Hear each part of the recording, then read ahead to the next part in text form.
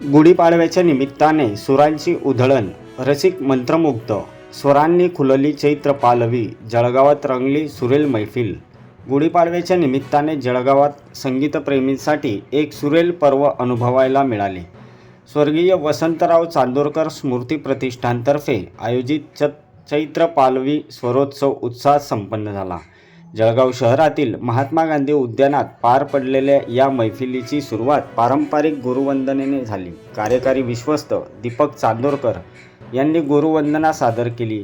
यावेळी महापौर दीपमाला काळे, प्रतिष्ठानचे अध्यक्ष डॉक्टर विवेकानंद कुलकर्णी, आमदार राजूमामा भोळे आणि दीपक चांदोरकर यांच्या हस्ते दीप प्रज्वलन करण्यात आले। त्यानंतर सुरू झाला सुरेल गीतांचा प्रवास। वरुण नेवे, श्रुती जोशी आणि बासरीवर राजेश्वरी रत्न पारखी यांनी सादर केलेल्या भक्तिगीतांनी, अभंगांनी, नाट्यगीतांनी आणि सुगम संगीताने वातावरण भारावून गेले। ओंकार स्वरूपा गगन सदन तेजोमय, देवा घरचे ज्ञात कुणाला, विष्णुमय जग यासारख्या सादरीकरणांनी रसिकांची मने जिंकली। राजेश्वरी रत्न पारखी यांच्या बासरी वादनाने मैफिलीत वेगळीच रंगत आणली। कार्यक्रमाचे निवेदन प्रीती झारे यांनी करत मैफिलीची एक वेगळी उंची दिली।